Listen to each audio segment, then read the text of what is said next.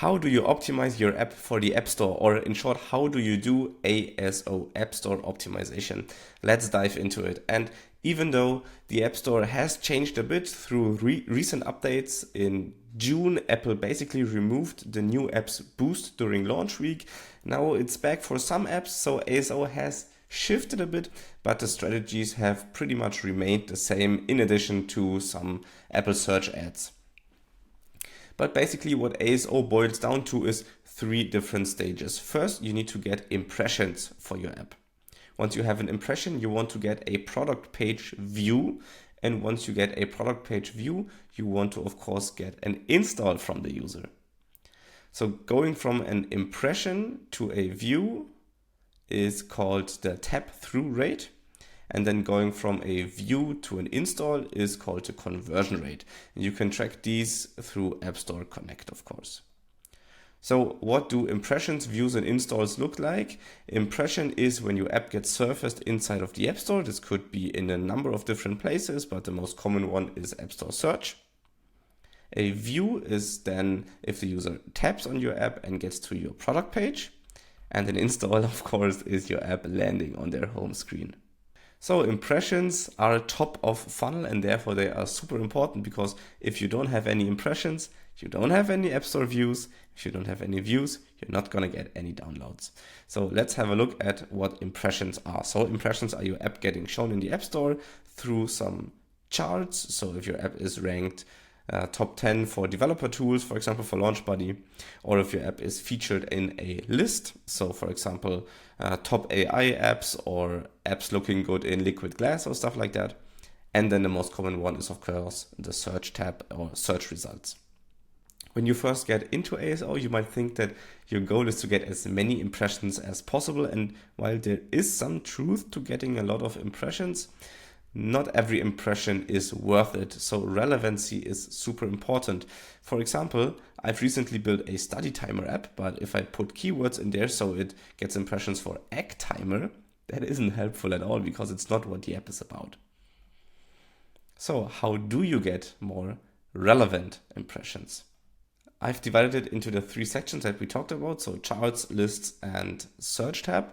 So for charts, you need to climb the App Store ranks, and you do that by getting installs. This is very straightforward, but straightforward, of course, doesn't mean that it's easy to do. To get featured in lists on the App Store, you need to submit your app for a nomination inside of App Store Connect, but please note that this is in no way a guarantee. I've had a few of my apps getting featured, but I've had lots more nominations that didn't get featured in the end. So you should do this for big updates and for new releases, but don't expect to get featured every time. And then lastly, for search, this comes down to 2 major drivers. First of all, you need to have the relevant keywords attached to your app, so the App Store knows when to even show your app in search results. And then in order to climb the ranks inside of search results, because of course you'd like to be the first app getting shown, you're going to need reviews, installs, a low crash rate. Your app needs to make money, and there are also some other factors. There are also other places in the App Store where you might get an impression, for example, if your in-app event gets surfaced on the home page. So how do you find these keywords that you want to rank for in search results? There are free options and there are paid options. Of course, the paid options are much more powerful, but you can get started through free options. And that is, of course, to just search the App Store and look at your competitors, which keywords are they targeting in their title, subtitle, and all of the other keyword places that we'll get into. And then you can derive your strategy from them. Of course, you shouldn't copy one by one. You can also look at popularity scores through Apple Search Ads, or Apple Ads as they've now rebranded it. Inside of the console, they don't have the competitiveness data that some of their paid options have though. So there are lots of different ASO tools, and this is in no way a complete list, and I'm not saying that these are the only good tools. There are lots of good tools out there. I have also tried several different ones. I've currently landed at Astro. It's made by a fellow indie developer. It's a native macOS app. You can grab it via my affiliate link if you'd like to, launchbuddy.app/Astro. Another great option that lots of people use is App Figures. I've also got an affiliate link here if you're interested in that. But as I said, there are plenty of different ASO tools out there, and you can choose the one that fits your style the best. And your general goal for these keywords is to find keywords with a popularity of at least 20 and a competition score of below 50 if possible, but competition isn't as relevant. So where do you actually put these keywords now that you found them? You put them first and foremost in your app title. So this is the general formula for an indie app. You start with a keyword, you have a colon, and then you have your app name. So for my newest app, that would be study timer :NoCo, for example. In your subtitle, you stuff it with secondary keywords, but stuffing it doesn't mean that you just stack keywords in there. You should keep it human readable. Then you also have the keyword list in the App Store that gets indexed. So you should fill this with long tail or some additional keywords that aren't as important. But please make sure that you don't repeat your keywords in the keyword list that you already had in your title or subtitle, because the lowest one actually overrides the higher one. So if you have study in your title and in your subtitle, even though the title is more important for ASO, then you will get ranked with a score for the subtitle keyword. So make sure you don't repeat it in title, subtitle, or keywords list. You can repeat it in your screenshots, and this is something new that got added last June. So it's important now to have keyword-rich screenshots. So how do you actually get the tab through into a view, from an impression to a view?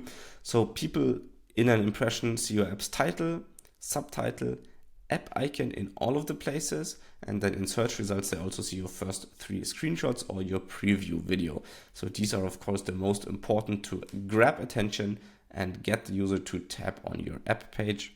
So these need to convince the user that your app fits their search query. So your app solves the problem that they're looking for. So a bad example would be workout planner :get fit, but then the screenshots only show meal tracking features. That's not what the people looked for. They looked for a workout planner. So basically your title, your subtitle, your app icon, and your screenshots should tell a story that makes sense to someone searching for your keywords. So how do you convince your users to get an install? This of course interplays with views as it relies on the same creatives: title, subtitle, app icon, and screenshots. And of course the preview video. What's wrong with your screenshots in particular is just listing features and boring layouts. Instead, you should be showing the benefits and the problems that your user wants to get solved by your app. App Store Connect has an A/B testing feature, and you should use this all the time to test your screenshots. So here are some more random ASO tips. For your screenshots, they should have high contrast to pull in the attention in the search results. You should, for example, add social proof to your screenshots to convince the user that your app is the correct one to solve their problem. You should avoid keyword spam, so you should keep it human readable and have some sort of logic in your title and subtitle instead of just stuffing it with keywords. As I already hinted at earlier, you should make sure that you have no irrelevant keywords that add your app to the search results for a term that might not make sense or for an intention that might not make sense for your app. They hurt your tap through rate, they also hurt your conversion rate, and through that they might even hurt your ranking for the good keywords. If you're ranking 164th place for several bad keywords, it really doesn't matter. The only thing that matters is getting into top 10 territory, because essentially that's how far people scroll down in search results. So below top 10, you're not going to get too many downloads from that. And of course, you're targeting keywords with a popularity of at least 20. So the search volume is there. If it doesn't make sense for your app, you don't have to fill your entire keyword list. This is not mandatory.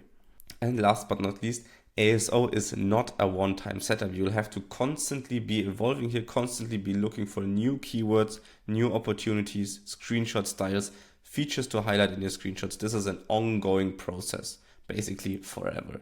If you have any more ASO tips, please leave them in the comments so we can grow our apps together. The best time to do ASO was of course yesterday, because then you'd already be ranking high, but the second best time is today. Invest in your app's future now. And these are some random tips from my ex comments. See you in the next video.